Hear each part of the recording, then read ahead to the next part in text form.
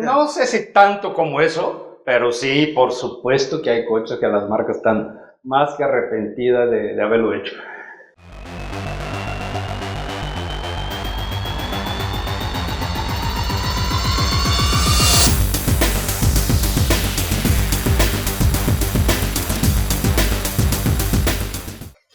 Hola amigos, Sergio Olivera, Eduardo Vargas. Lalo. Oye, Master, ahorita grabando el programa, echamos un debate muy cabrón, que lástima que no se quedó grabado. Pero bueno, parte de eso y de lo que estábamos hablando, este programita que queremos hacer es, de las marcas, ¿tú piensas que hay autos que las marcas nunca debieron de haber fabricado y que estén más arrepentidas que Juan Osorio cuando se trajo a Niurka de allá de Cuba? Yo creo que el güey sí se arrepintió. No sé si tanto como eso, pero sí, por supuesto que hay coches que las marcas están más que arrepentidas de haberlo hecho. Uno de los ejemplos clásicos de fracaso en la industria es el Ford Edsel. Ese, como no me suena, entonces ha de ser de tus tiempos. El Ford ni siquiera es de mis tiempos, es de antes. El Ford Edsel es de los años 50, creo, y fue un fracaso absoluto de venta. La gente decía que era un coche muy feo, y hay gente que dice que coches feos no se venden. Eso fue cierto durante mucho tiempo, coche feo no se vende. Y es cierto para autos, digamos, normales. Pero cuando hay variables, ahí sí la cosa cambia un poquito, y ese es parte del tema que teníamos hace rato con Lalo. El Ford Edsel se nombró en honor al primer hijo de Henry Ford, y fue un fracaso absoluto de ventas. Era un coche que estéticamente intentaba proponer algo, se parecía un poquito a los Subaru de la década pasada. El frente recordaba un poquito a la Tribeca, por ejemplo, y el coche fue un fracaso. Luego el Pontiac Aztek, que es mucho más reciente, todo el mundo se va a acordar. El que no se acuerde, que vea la película Breaking Bad o la serie Breaking Bad, donde el protagonista maneja un Pontiac Aztek. Ese coche no solo fue un fracaso, sino que fue un fracaso tan grande que General Motors tuvo que cambiarlo en el primer año. Pero ¿no crees que es un poco injusto? Leí por ahí comentarios, déjame terminar, de algún cuate que dijo, ay, no estaba tan feo. Pero ¿qué será uno entre 5 millones? Sí, más o menos, o entre 20 millones. La proporción. Mira, el mercado lo vio como tan feo que decidió. Las ventas eran. Ellos estaban esperando vender alrededor de 200,000 en el primer año, creo que vendieron 30, algo así. Entonces tuvieron que cambiar el coche en el primer año. Y hay mucha gente que dice, no, pues era feo, pero era bueno. No era bueno. Era feo y malo. Pero era cómodo. Era muy cómodo. Porque era una minivan. Estaba basado en la Chevrolet Venture, tenía la misma plataforma, el mismo motor, era muy cómodo, pero sí era feo como pegar a Dios en Viernes Santo, y realmente no funcionó. Yo estoy seguro que General Motors, de haber podido, no lo hubiera hecho jamás por las bajas ventas que tuviera en el coche. El más reciente caso es el Chrysler 200. Yo no estoy de acuerdo en eso de la fealdad del 200. El 200 es hermoso. A mí me gusta. Pero es un fracaso. ¿Por qué, Master? Esos secretos son los que tú nos tienes que develar aquí. ¿Por qué? Porque eso sí, yo, por más que todo el tiempo dije, está bonito el carro, que ya no, ¿qué? Es que solo bonito tampoco sirve. O sea, imagínate que te casas con Steffi. Ay, a la Steffi. Y no sabe cocinar, te pone los cuernos 3 veces por día, es gritona, patea al perro. Ese era el 200. ¿No servía para nada? Servía para 2 cosas. ¿En serio? Era un coche malito. Y era un coche pesado, tragón, la caja tenía muchos problemas, etc. Entonces, el coche no aportaba nada, toda su competencia era mejor. Por eso tronó. O sea, ellos decidieron, ¿sabes qué? Las ventas son tan bajas que mejor uso el espacio de la fábrica para hacer lo que el mercado quiere, más crossovers. Y estoy seguro que están más que arrepentidos de haber hecho el 200. Renault también tiene en Europa un par de casos muy interesantes. Uno de ellos se llama el Avantime. El Avantime nació como un concepto. ¿Te acuerdas del Megane 2 hatchback? Sí. Que tenía una trasera así medio rara? El cristal era así, sí, luego las nalgas así. ¿A ti te gustaba? Sí, a mí me gustaba. En un principio no, pero ya al poco tiempo me empezó a gustar estéticamente. Y no era un mal coche en términos de manejo, acabados, eso era muy bueno. Durabilidad en México era malísima, pero en Europa funcionaba bien. En Europa, que no exige tanto de los coches como México, funcionaba bien. Y el Avantime era una especie de Megane, pero más grande, como medio minivan. Y, híjole, fue un fracaso absoluto. Luego, ahorita que estoy hablando del Avantime, me estoy recordando de otro producto de Renault, que ellos intentaron hacer como una especie de coche high class. ¿Cómo se llamaba ese coche? No me acuerdo. Bueno, tenemos que ahorita que ir a un corte. Cuando regresemos ya les voy a decir el nombre de ese otro coche que también fue un fracaso de Renault en Europa. Vamos al corte. Enseguida volvemos. Si quieres seguir la política de una manera menos cuadrada, visita el canal de Chavorrucos con Eduardo Vargas. Hola amigos, ¿cómo están? Pues nuestros amigos de automejora.com nos acaban de mandar un gadget muy perro. ¿Se acuerdan que siempre queremos traer un carro más equipado, pero pues solo están las versiones más caras o en los autos premium? Y la verdad, si tú ya tienes tu carro, pues no vas a andar cambie y cambie, o no vas a estar gastando los miles de pesos en las versiones más altas. Bueno, pues nos mandaron este gadget. Está bastante perro. ¿Qué es esto? Bueno, es un espejo retrovisor con dos cámaras. Incluye una cámara de reversa. Se los voy a mostrar. Miren. Este espejo retrovisor trae aquí una pantalla, la cual se conecta a una cámara de reversa, que es esta. Es muy fácil de instalar, no se requiere técnico ni nada. Tú la puedes instalar muy fácil. La pones en la parte del medallón de atrás de tu carro o simplemente la atornillas. La puedes pegar, inclusive viene con este para pegar, o la atornillas ahí en la parte de atrás. Solo se conecta al retrovisor, es muy fácil.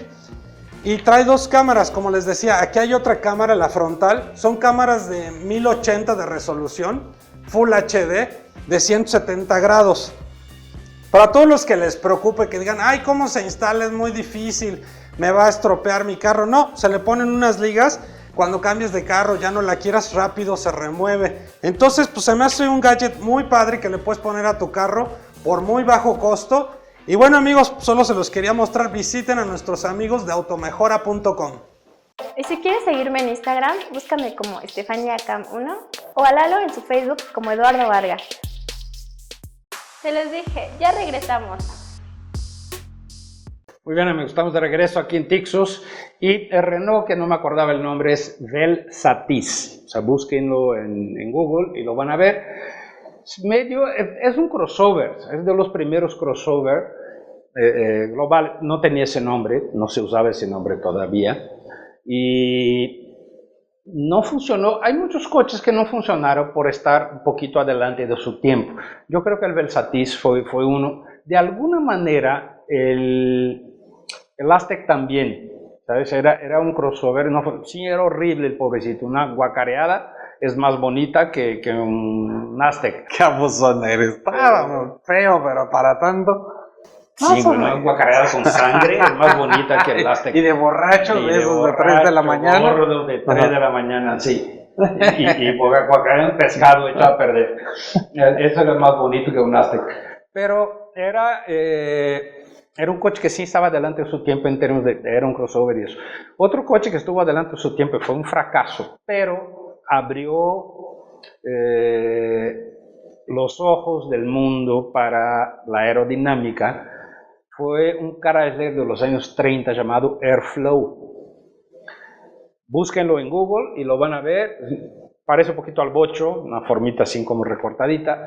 Y ese fue el primer coche diseñado pensando en una forma aerodinámica. muy adelantado a su época, la gente no le gustó. Hay uno en el museo de Walter Creek Chrysler, qué pena que el museo ya está cerrado, pero es un coche extremadamente importante en términos históricos.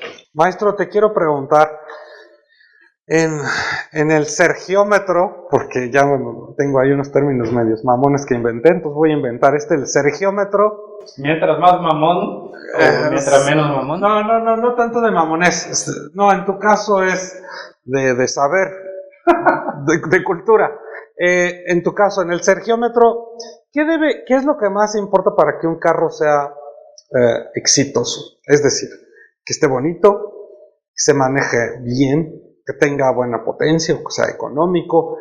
¿Qué porcentaje debiese de tener cada auto como para tener ese nivel de éxito? Porque comentabas ahorita del 200, digo, a mí me encantaba, entonces pues, se fue a la chingada. Entonces digo, puta, entonces, ¿qué le faltó a ese carro?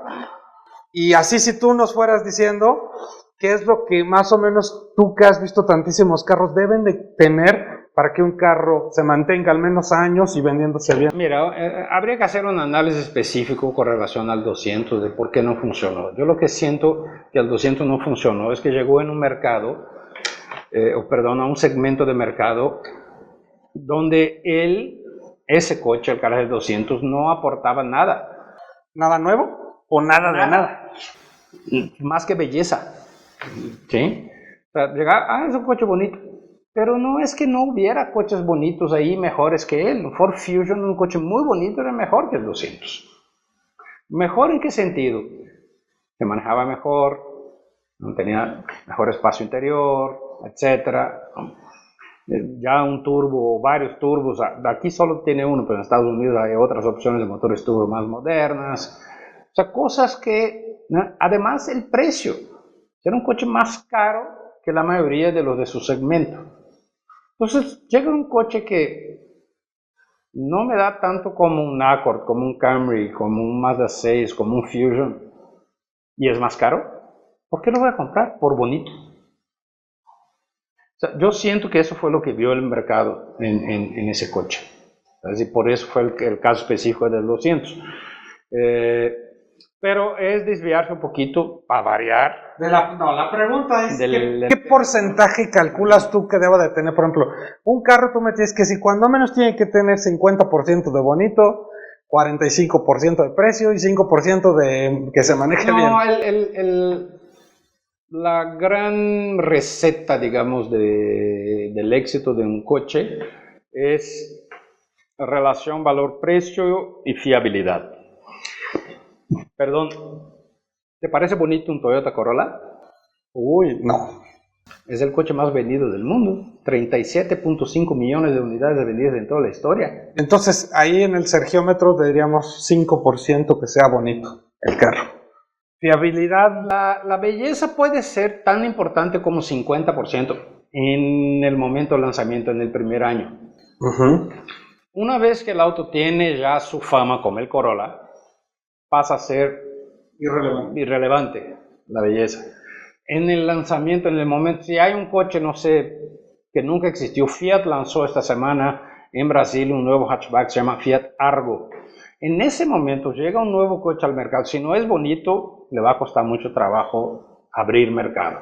En ese momento, sí, la belleza es más del 50%. Como las mujeres cuando te casas con ellas. Sí, exactamente. De jóvenes. Exactamente. Sí. Ya saben cómo las traigo. Sí. Entonces, ya después eso pierde importancia, pasa a ser fiabilidad, economía, que sepan cocinar, que sean buenas mamás, que exactamente, algo así, ¿no? Exactamente, buenas mamás, sí, que tengan buenas mamás, que sepan mamar, que sepan hacer muchas cosas buenas, que sepan ser mamás, o sea, ya ves con la palabra mamá se aplica, se revuelve mucho, 4 letras M-A y M-A se aplica mucho en las mujeres, por eso te digo, entonces tiene que, de entrada, que no esté mamando todo el tiempo también, eso es bien importante, pero bien difícil. Fíjate que para muchos amigos que nos ven en Latinoamérica se quedan así. En México tenemos muchas palabras, por ejemplo, ahora que sacamos el programa de güey, que se ocupan para muchas cosas. Güey, o sea, infinidad. Entonces aquí cuando decimos algo, se puede tomar como grosería, pero no necesariamente es una grosería. Aclarando el punto, Master, ¿le seguimos? Entonces, sí es importante que sean bonitos al menos Sí. de salida. Sí, de Y salida después que tiene sean importancia fiables. bonito. Cuando es demasiado feo es un gran problema. O sea, cuando un coche nace y es muy feo es un problema. Ese fue el problema del Aztek, fue el problema del Edsel, fue el problema del Airflow, fue el problema del Fiat Multipla en Europa, que era un muy buen coche el Fiat Multipla, pero también era, o sea, lo veías de frente, parecía Jar Jar Binks. ¿Te acuerdas de Jar Jar Binks? Sí. Tiene los ojos así a un lado de las orejas. Ahí tenía, los faros estaban arriba del cofre en los pilares. Entonces, búsquenlo ahí en Google, lo van a ver. Sí parecía Jar Jar Binks el coche, era muy raro, pero era muy bueno. Era el único coche que yo he estado en toda mi vida en el asiento del medio adelante e iba cómodo. O sea, era feo, pero era bueno, o era muy bueno. Era feo y era muy bueno, pero por feo no pudo progresar. Bueno, para los camarógrafos no les pasa lo mismo, mira. Me los estás describiendo. Pero el público no los ve. Ese es el detalle. Esa es la cuestión, ¿verdad? Esa es la cuestión. Esa es la cuestión. Pero sí, de verdad, o sea, en medio adelante del Fiat Multipla ibas 3 filas, ¿verdad? 5 veces, 2 filas. O sea, 3. 3 y 3. Era un coche para 6 personas con 2 filas. No necesitas 3 como hoy. Era un poquito más ancho que los otros. Y ibas mucho más cómodo que en un asiento de salida de emergencia de Volaris. Ya nadie quiso retomar eso de la fila de las filas 3 y 3. A mí se me hace interesante el concepto si lo hicieran en bonito. Así es. Yo sí creo que es una oportunidad perdida. Sí. Vamos a hacer un coche. Bueno, amigos, si alguien nos quiere patrocinar para hacer un coche, Ahí está el coche mexicano. Sí, ¿Cómo no. lo llamaríamos? Ay, si fuera coche mexicano, si nos queremos ver así muy nacionalistas, el Aztek 1. No, ¿verdad? Ya empezamos mal. Muchas gracias por su atención. Nos vemos aquí en el siguiente programa. Adiós. Nos vemos, bye. Bye. Suscríbete a nuestro canal, dale like, compártelo con tus amigos en redes sociales. Y si quieres ver más videos, dale click aquí.